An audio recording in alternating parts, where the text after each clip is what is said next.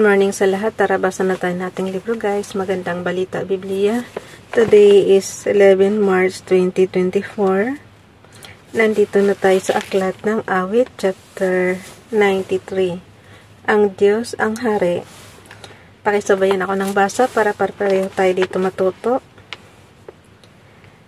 Awit chapter 93 verse 1, si Yahweh ay naghahari na ang suot sa katawan ay damit na maharlika at puspos ng kalakasan. Matatag na itinay. Pagkagising nyo guys, magbasa kayo ng Biblia natin kasi nga pasalamat na rin tayo, naginising tayo ni Father God ng ganitong madaling araw. Okay, ulitin ko ulit. Awit chapter 93 verse 1, si Yahweh ay naghahari na ang suot sa katawan ay damit na maharlika at puspos ng kalakasan. Matatag na itinayo ang sandigan ng daigdig, kahit ano ang gawin pa hindi ito mayayanig. Verse 2, ang trono mo ay matatag simula pa noong una, bago pa ang kasaysayan, ikay likas na naroon na. Verse 3, tumataas nga, O Yahweh, ang tubig ng mga ilog, lumalakas ang lagaslas habang sila'y umaagos, maingay na mga alon katulad ay pagkalapog.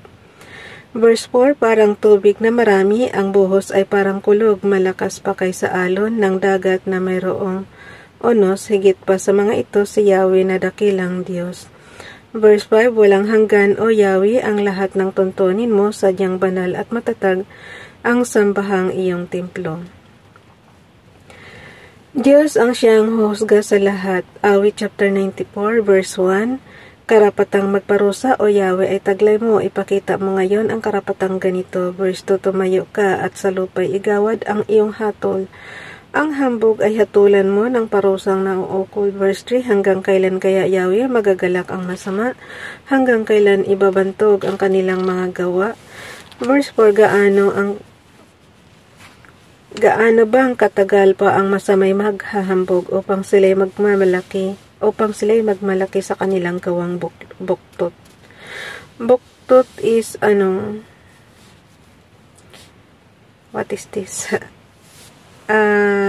Parang Bisaya rin to eh. Basta nasa isip ko na to. Hindi ko lang mabigkas sa Tagalog talaga. Pero buktot din siya sa Tagalog eh. Pero Bisaya din yan. Verse 5, kanilangang buktot is baluktot. Yan. Root word pala ito.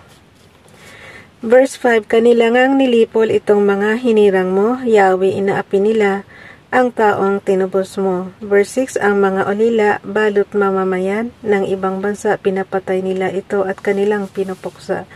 Verse 7, madalas na sinasabi, hindi kami pansin ni Yahweh, hindi kami nakikita ni pansin ng Diyos ni Jacob. Ulitin ko yung verse 7 guys.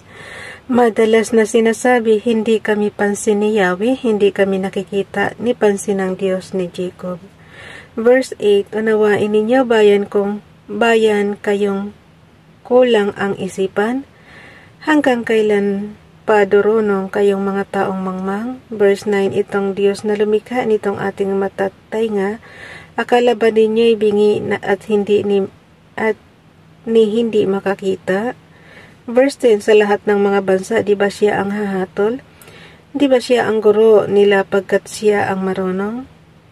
Verse 11, batid ni Yahweh mga plano nating baluktot. Ayun, yung buktot guys, baluktot.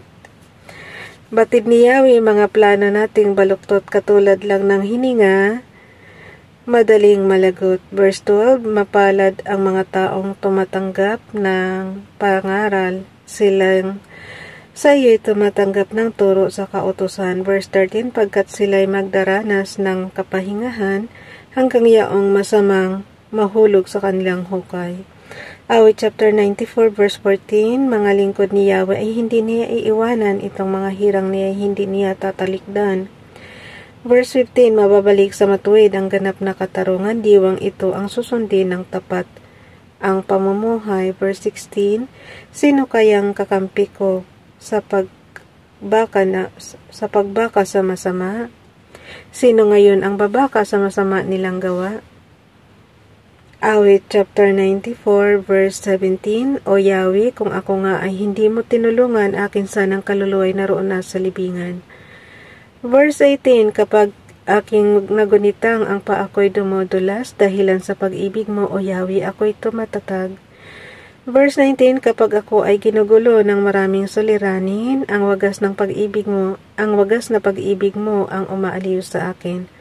Verse 20, sa iyo ba ay papanig mga hukom na masama na ang laging kapasyahay ang hatol na hindi tama? Verse 21, sama-sama silang lagit ang matuwid ang kalaban.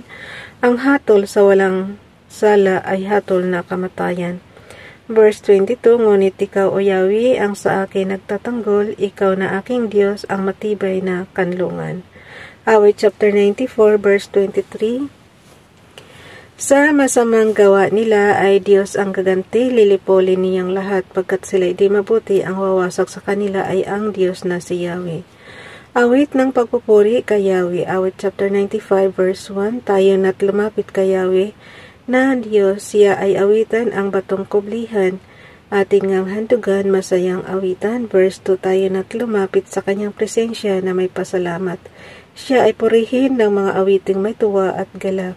Verse 3, sapagkat si Yahweh siya ay dakila at makapangyarihang Diyos, ang dakilang haring higit pa sa sinuman na dinidiyos. Awit chapter 95 verse 4, na sa kanyang palad ang buong daigdig, pati kalaliman, ang lahat ay kanya, maging ang mataas nating kabundukan.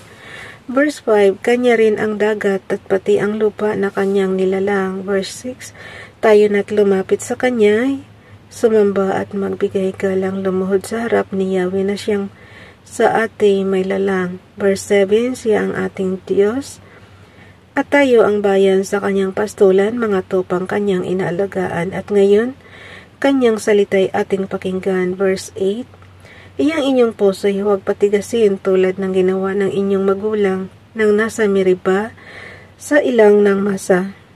Verse 9, ako ay tinuksot, doon ay sinubok ng inyong magulang, bagamat nakita ang aking ginawang silang nakinabang. Verse 10, 40 taon sa inyong ninono, ako ay nagdamdam, ang aking sinabi, sila ay Suel, walang pakundangan, at ang mga utos ko'y ayaw nilang sundin. Awit chapter 95 verse 11, kaya't sa galit ko, ako ay sumumpang hindi sila makakapasok at makakapagpahinga sa aking piling. Matampuhin mo si Father God ay. Hindi niya pinapasok. Di ba nga si Moises, isa yan sa hindi rin nakapasok doon sa lupang pinangako niya sa mga Israelita. Basahin pa ba natin yung awit chapter 96? Mahaba-haba ba ito? Check lang ha. Kaya pa. Diyos ang kataas-taasang hari, unang Chronicles 16 verse 23 to 33. Awit chapter 96 verse 1, purihin natin si Yahweh. Awitan ng bagong awit, purihin natin si Yahweh, lahat ng nasa daigdig. Verse 2, awitan natin si Yahweh, ngalan niya ay sambahin, araw-araw ang ginawang pagliligtas ay banggitin. Verse 3, kahit sa ay ipahayag na si Yahweh ay dakila, sa madla ay ipahayag ang dakila niyang gawa. Verse 4, si Yahweh ang tunay na dakila, marapat na papurihan higit sa sinumang Diyos, siya dapat na igalang. Verse 5, awit chapter 96 verse 5, ang Diyos ng sanlibutan, pawang mga Diyos-Diyosan, si Yahweh lang ang may likha ng buong sangkalangitan. Verse 6, siya ay puspos ng karangalan at ng kaluwalhatian, ang lakas niya at kagandahan sa templo mamamasdan. Awit chapter 96 verse 7, o si Yahweh ay purihin ng lahat sa daigdigan, purihin ang lakas niya at kanyang kaluwalhatian. Verse 8, Ang pagpuri ay iukol sa pangalan niyang banal, dumulog sa kanyang templo't maghandog ng mga alay. Verse 9.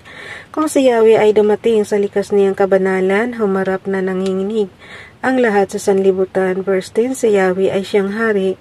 Sa daigdig ay sabihin, sanlibot ay matatag na kahit ito ay ugain. Sa paghatol sa nilikha, lahat pantay sa paningin. Verse 11. Lupa't langit ay magsaya. Umugong ang kalaliman, lahat kayo na nilikhang nasa tubig ay magdiwang. Verse 12. Ang bukirin at ang lahat ng naroon ay sumigaw, pati mga punong kahoy sa galak ay mag-awitan. Huwag niyong iliteral yan, guys. Hindi naman ibig sabihin punong kahoy ay nagsasalita. Ano lang yan? Parang ibig lang niyang sabihin, yung mga punong kahoy ba sa galak ay mag-awitan. Parang tao lang din. Ganon. Dati nga pag nagtatanim ako ng halaman, sabi ko, kausapin ang tinatanim natin para lumago. Yun, lumalago nga. Verse 13. Para din silang may buhay kasi niyan. Verse 13. Si Yahweh, awit chapter 96 verse 13, guys. Si Yahweh ay darating na upang lahat ay hatulan at kanyang paghahariin ang sakdal na katarungan. Ulitin ko ha. Ito guys, asahan natin to. Ibig sabihin darating siya. Awit chapter 96 verse 13. Si Yahweh ay darating na upang lahat ay hatulan at kanyang paghahariin ang sakdal na katarungan. Okay, bukas na itong awit chapter 97. Okay. Tingnan mo lang guys, ang tagal na nitong Bible sinulat. Pero yun pa rin ang laging nakasulat, si Yahweh ay darating na upang lahat ay hatulan at kanyang paghariin ang sakdal na katarungan. Ibig sabihin kasi nito, malapit na dumating, pero matagal na ito sinulat eh. Hindi ko alam kung hanggang kailan darating talaga si Father God dito sa daigdig ulit. Okay, for literal talaga na hinintay. Ano tayo bukas? 12 March 2024. Okay. Bye everyone. God bless.